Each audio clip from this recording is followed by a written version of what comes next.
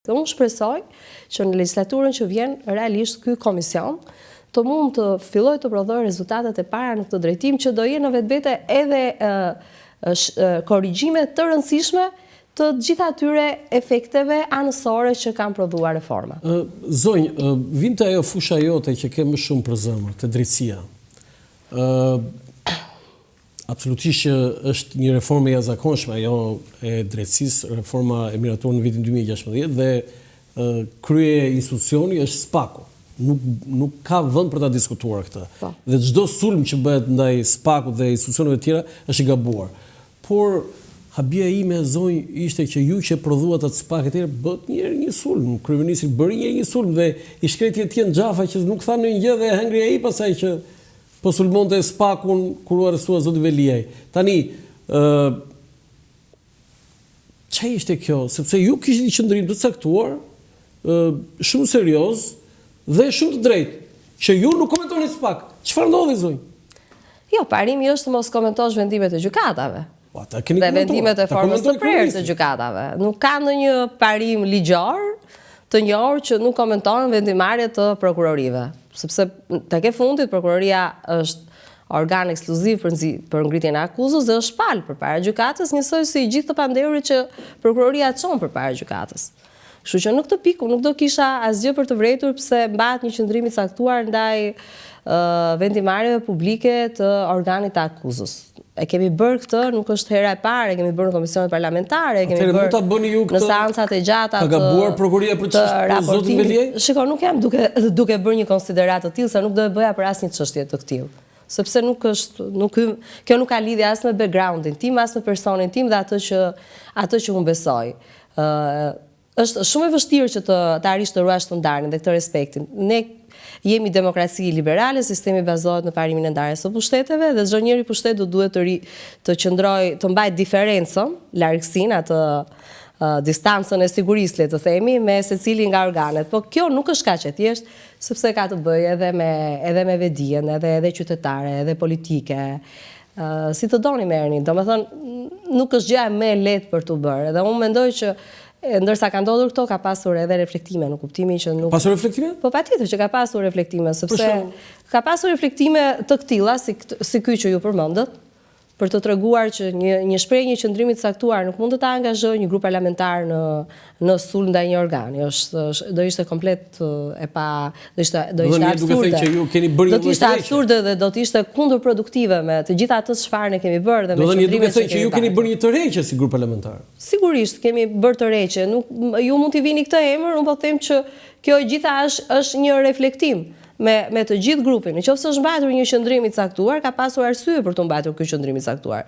Ka pasur të dhëna publike për të mbajtur ky qëndrim i caktuar. Megjithatë, kjo nuk mund të bëhet një betejë, në thonjza, e një grupi përkundrejt një organi, sepse thash, kjo përveç se është kundërproduktive, na vendos ne në një pozitë të pavërtetë, sepse ne ishim ata që prodhuam reformë në drejtësi, kemi mbështetur organet e drejtësisë. Kemi nxitur gjithmonë që ato të mbështetin financiarisht me mjete të tjera me radhë, kështu që nuk mundet që këto të keq interpretohen dhe të marrin një drejtim që s'është ai për cilin ne kemi optuar që në vitin 2016. A ndani të njëjtin mendim me kryeministin Rama, i cili thotë që SPAK-un dhe reformën e drejtësisë e bëjmë ne socialistët, e bëra unë dhe SBA-n e rendit të dytë, domethënë sekondar, mos thënë tercial fare? Absolutisht po.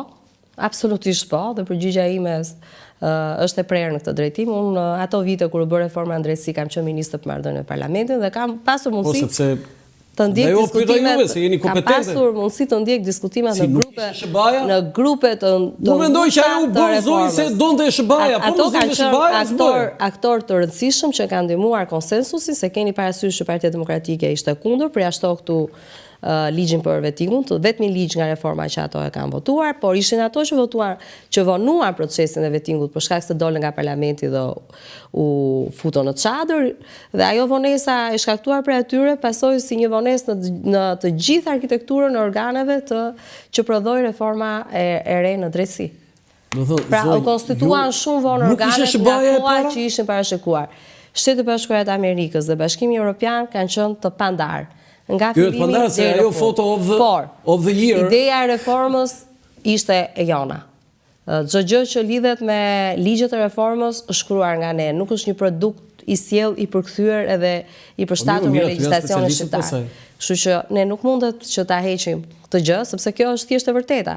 Dhe ne, unë ju përmenda kohën kur kam qenë dhe vetë ministre dhe u bë puna për reformën në drejtësi, por edhe më herët se sa kaq, ne përpara se sa të vinim në pushtet në vitin 2013, në periudhën përpara zgjedhjeve, kemi bërë një konvent shumë të rëndësishme kombëtare vetëm për drejtësinë. Edhe aty kemi shfaqur disa nga drejtimet tona kryesore lidhur me ato që kërkonim të bënim nëse do të fitonim votat e shqiptarëve. Dhe e fituam dhe atë fjalë mbajtën sepse ka qenë nga gjërat e para që është bërë reforma në drejtësi. E kishit parashikuar zonjë që 20 funksionarë të lartë, më të lartë të shtetit shqiptar, nga Partia Socialiste do përfundonin atje se ju keni qenë prokuror? Numra jo, po subjekte po. Subjektet është e qartë, sepse vetë e shkruam të tillë që do ngrihet një organ i posaçëm për ndjekjen penale të zyrtarëve, sepse pa ndushkueshmëria në radhë të zyrtarëve, përveç se ka një perceptim të gjerë publik që ekziston si e tillë, është shumë shqetësuese për të ardhmen e integrimit evropian të Shqipërisë. Kështu që në këtë kuptim, unë kam qenë krejt e qartë. Si juriste, si prokurore, ke pasur një rast kur ke qenë ministre që unë këto firmë nuk e hedh sepse kjo është e kundërligjshme?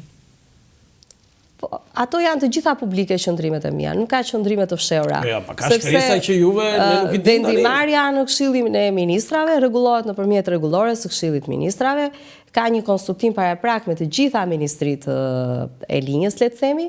Unë si ministër shteti apo ministri shtetit me ardhmën e parlamentit, kushdo qoftë, ka për detyrë që të jap mendim për akte të ndryshme, vendime të Këshillit Ministrave apo dhe ligje që propozohen në Këshillin e Ministrave, projekt ligje, për të kaluar dhe kam pasur qëndrimin tim dhe nuk jam ndjerë ndonjëherë frustruar nga ideja se dikush të më thoshte Ermonela pse po mban ti këtë qëndrim. Kam mbajtur eksaktësisht qëndrimin tim, po mos harroni, shikoni, ministri për marrëdhënien e parlamentit, edhe në vendet nga të cilat ne kemi marrë modelin, është një lloj ministri që vepron underground. Pra, dhe raporti i tij është... Një rrip transmisioni midis parlamentit dhe qeverisë. Po, patjetër, dhe është, lidhja e tij është më direkte se sa e ministrave të tjerë me kryeministrin në sensin që kryeministri, patjetër, çdo kryeministër ka nevojë të di se çfarë mendon majoranca e tij qeverisë, jo thjesht njerëzit që janë në qeveri. Ju punuat ministrin mos do bëj 2 vjet? Unë punova 3 vjet, nga viti 2014 deri në vitin 2017. Punova si ministre dhe ndje mirë që ta kujtoj atë kohë për faktin që kam pasur mundësinë që të ndërhyj në vendimin e Këshillit Ministrave që rregullonte fushën e përgjegjësisë të këtij ministri dhe që për asaj kohe nuk është ndryshuar më, sikundër kam pasur mundësinë të ndërhyj në rregullorin e Këshillit Ministrave në mënyrë që veprimtarinë e këtij ministri t'ia përshtas veprimtarisë të gjithë Këshillit Ministrave. A ka pasur ndonjë gjë zonjë që e keni ndarë ndryshe me kryeministrin gjatë asaj kohe kur ishit ministre? Unë kam ndarë çdo gjë me kryeministrin. Pra, mendim ndryshe, që mendojë ndryshe pa... Po, aty përfshihen dhe mendime ndryshe, po patjetër. Në qoftë se... Do të ka besuar, është bindur? Po, dhe... Ka thënë njëherë, Ermonela? Po, sepse... Shikoni, Landi, unë nuk kam qenë asnjëherë e penguar, siç u thash, nuk kam ndier asnjëherë e penguar që ta ushtroja detyrën time. Ishte vetë kryeministri i pari i cili ofroi në strukturën e re qeverisë që në vitin 2013 pozicionin e ministrit të shtetit për marrëdhënien me parlamentin dhe ka qenë mbështetja e kryeministrit, jo, e ofroi si pozicion në strukturë këtë ministër shteti. Dhe ka qenë po kryeministri i cili mua personalisht në atë kohë më kam mbështetur që të isha prezent, fjala vjen, në një vizitë zyrtare në Itali, të takoja ministrin e shtetit atje dhe të kuptoja dhe të kuptoja dhe për tyre se si funksiononte ky ministër, cilat ishin përgjegjësitë dhe kompetencat e këtij. Kam pasur rast pastaj të lexoj shumë pjesë teorike që lidhen me rolin e këtij ministri, sepse ky ministër si strukturë pandare e qeverisë ka qenë dhe ngelet në Itali dhe në Francë. Kështu që jam munduar që ti qëndroja shumë besnike e modelit. Ti je italofile apo frankofile? Unë jam frankofone. Frankofone, jo frankofile. Frankofone. Të shoh shpesh me revista franceze, me shtypin francez, çka ka ndikuar te ty më shumë jo vetëm në formim profesional, por në formimin politik më tepër e kam fjalën. Nga Franca. Nga Franca? Ndoshta e majta, gjua që më pëlqen, kultura patjetër. Por që të vija deri aty, Këto nuk ndodhur në momentin që unë u futa në politikë. Këto kishin ndodhur në ndërkohë. Sigurisht, lidhjet. Fal edhe mësuesave të mia, se 2 mësuese kam pasur më për zemër. Po, mund të përmendesh? Shkollës. Po, patjetër, mësuese Zegjine Ysi që Edu Aford dhe mësuese Donika Tusha. Edhe mund ta njohësh ndonjërin prej tyre. Patjetër. Sidomos mësuese Donika Tusha, se duket që e kemi patriote. Po. Po, të dyja jetojnë në Tiranë dhe unë i përshëndes. I ke votuar? Ato kanë përcaktuar shumë çka për ecurinë time të mëtejshme. Çënsi i kam shumë zemër të dyja. Ka shumë mundësi kjo, pse? Po nuk ka rëndësi. Ato janë mësueset mia, nuk i kategorizoj kështu. Tani tek zona kam shumë respekt të gjithë. Zona juaj të Kasharit, çka komuniteti ka aty? Ka komuniteti nga vini ju? Ka komunitet shumë të përzier, ka vendali, ka njerëz të ardhur nga gjithë Shqipëria. Ku ka Kashari?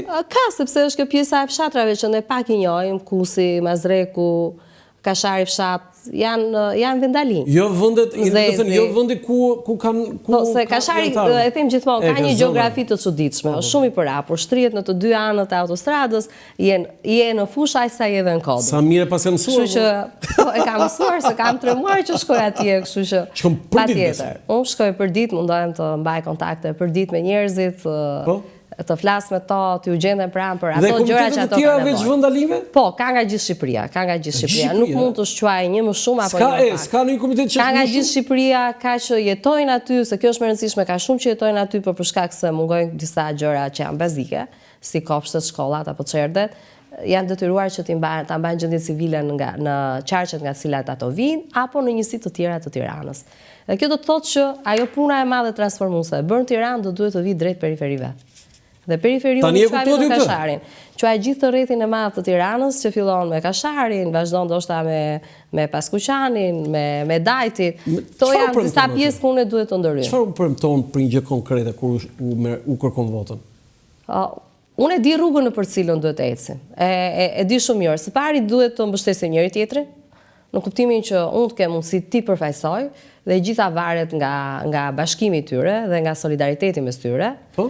Dhe pastaj rruga e ecjes dhe bërjes reformave, bërjes ndryshimeve nuk është një rrugë e panjohur për mua.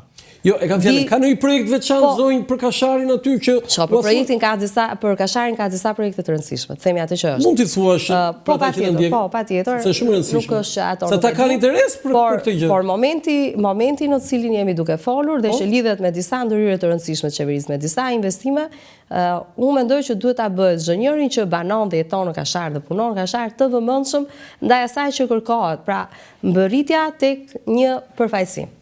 Kashari nuk mund përfaqësohet as nga 17 deputet, as nga 3, as nga 2, por vetëm nga 1. Dhe ky përfaqësim i ka munguar në pushtetin qendror. Bukur, interesante. Unë ka një deputet i cili flet për Kasharin, po i ka munguar dhe në pushtetin lokal. Pse ka funksionuar kështu? Mendoj sepse nuk është punuar në këtë drejtim me njerëzit, për të sqaruar se si funksionon tek e fundit, si funksionon ndërtimi i buxheteve, si funksionon zhvillimi i prioriteteve. Pra, duke thënë që ata do të vinë një deputet. Qeveria ka bërë disa investime të rëndësishme, siç për shembull është linja 20 kV, që është një investim të cilin banorët e kanë mirëpritur, i kanë mbështetur gjatë periudhës së tërmetit me ndërtimin e banesave të reja, me dhënien e fondeve për ndërtimin e tjera me radhë, dhe këtë ka bërë për 10 familje në çdo njëri nga fshatrat e njësisë administrative Kashar, përfshi dhe pjesën që është qytetare, që është urbane. Mos harroni që autostrada Tiranë-Durrës është një autostradë që ndan edhe 2 pjesë të kësaj njësie, dhe ajo autostradë është një investim i rëndësishëm kombëtar, nuk është vetëm për Kasharin, po për ata njerëz është shumë i rëndësishëm, sepse siguron lëvizjen dhe ata janë të punësuar, shumica prej tyre janë të punësuar në sipërmarrjet që punojnë në atë zonë. Kështu që janë të interesuar që punimet të mbarojnë sa më shpejt, mbikalimet të rivendosen dhe të shtohen mbikalime. Sa i takon problemeve që lidhen me procesin e legalizimeve të pronës, apo hipotekimeve të saj, të certifikimeve të saj, ky është një problem që vijon të jetë në një përmas më të gjerë se sa Kashari, pra kemi territore të ndryshme në Shqipëri që e kanë këtë problematik. Unë jam përballur me këtë problematik edhe në Fier, për shembull, që e kemi një zonë intensive bujqësore, por nuk është e pamundur për ta zgjidhur me bloqe, sikundur unë për shembull u mundova ta vënë në rrugën e zgjedhjes në ato 5 njësi administrative që punova në Fier. Të njëjtën gjë jam duke projektuar edhe për Kasharin. Po dëmshpërblimi për shkak të rrugës që kalon aty zonjë? Dëmshpërblimi është një diçka që funksionon sipas ligjit për shpronësimin. Kam pasur pretendime? Ka pasur pretendime për ata që banojnë në një pjesë e cila në fakt nuk i takon Kasharit, po i takon Vorrës dhe për ndërtimin e ekurrrugës Tiranë-Durrës. Po nuk kam asnjë koment për të bërë këtë pjesë, sako që këto janë procese të njohura, nëse unë shpall çmimet dhe shpall shifrat e shpronësimeve dhe nëse njerëzit nuk janë të kënaqur me to apo kanë vërtet e tyre, sigurisht që ka një rrugë gjyqësore për t'u trajtuar. E gjitha është e sqaruar saktësisht në ligj. Nuk mendoj që këto proceset e shpronësimit do pengojnë investime kaq të rëndësishme se nuk janë duke mbyllur. Për ta mbyllur këtë pjesën e Kasharit, zonjë, ka ndonjë projekt të veçantë, sepse unë kisha Blendi Gonxhe, ministrin ekonomisë para disa ditësh dhe ai thotë për kombinatin dhe më gjerë ka një projekt për ta kthyer në një pol të ri të rëndësishëm. Po kjo sigurisht që ju e dini që kjo bëhet e lidhur, nuk është vetë thjesht për kombinatin. Duke qenë afër, si të funksionon? Plani më i rëndësishëm është investimi 100 milion euro i qeverisë shqiptare për kthimin e njësisë administrative Kashar në një zonë të lirë industriale, ndoshta e para dhe më e madhja që bëjmë në Shqipëri, në të cilën pretendohen të vinë kompani të teknologjisë dhe të inovacionit dhe të cilin aty 7.000 vende të reja pune. Ky është një moment ideal që do duhet ta shfrytëzojmë për Kasharin, sepse po të hyjmë në brendësitë e Kasharit, se kjo është ajo pjesa që na mungon, ka probleme që lidhen me infrastrukturën rrugore, të ndriçimit dhe të ujit të pishëm. Kështu që këto investime që në vjeshtën e këtij viti duhen vënë si të tilla në buxhetin e Bashkisë Tiranës, në buxhetin kombëtar dhe duhen parashikuar si tilla se do ishte absurde që ne të thrasim kompani më të mira sot të teknologjisë dhe të inovacionit dhe të vuajmë në segmente të vogla për infrastrukturën urbane, për më tepër që standardi i ndërtimit të rrugëve është vendosur që nga viti 2015. Nëse bën një rrugë, ti duhet të sigurosh aty kanalizimet e urave të bardha dhe të zezat, sigurosh atë fijen e internetit, pastaj të vësh asfaltin, pastaj të vësh ndriçimin dhe gjelbërimin. Dhe kjo është një rrugë e kryer. Ndërsa rrugët që bëheshin vetëm me asfalt apo rrugët që zihen her pas here me çakull ton nuk janë rrugë. Dhe ne duhet të dalim nga filozofia ose nga ideja se shqetësimet tona. Nuk e ecin poshtë Partisë Demokratike, rrugën e Komit dhe bëri PD-ja. Janë të gjitha rrugë të çara. Rrugët e Partisë Demokratike janë gjitha rrugë Arna, sepse mungonte standardi. Këtë rrugën e Komit mos jam mohoni PD-s tani. Po ne kemi lidhur gjithë Shqipërinë në 4 anët me rrugë me tunele. Rruga e Komit u bashkua Shqipëria me Kosovën. Si mund të ngelet rruga e Komit? Zonjë, u bashkua Shqipëria me Kosovën. Në Llogara, për sa orë shkon në Sarandë, ke për 55 minuta mbri në Dibër, kështu që nuk krahasohet fare kjo gjëja e rrugëve që janë bërë tani dhe unë po ju them, është standardi në mes. Hyni në Kashar, edhe ato ka njerëz që thonë që disa rrugë kemi pasur që nga koha kur ka qenë komuna. Nuk kam asgjë për të thënë për këtë, por ju siguroj absolutisht të gjitha rrugë arna të çara, sepse është dashur të ndërhyet aty për tubacionet e ujit të pishëm, për tubacionet e urave të zeza, është dashur të ryhet për internetin. Nuk ka shtëpi sot që funksionon pa internet. Të gjitha kanë internet, kanë wireless. Prandaj ky standardi që ne vendosëm nuk është një standard që hajt mos e kështu e zgjodhëm ne, por është një standard që kërkon koha. Dhe nëse ty me një investim të këtill duhet ta mbyllësh nga fillimi në fund me të gjithë elementët që unë përmendëm.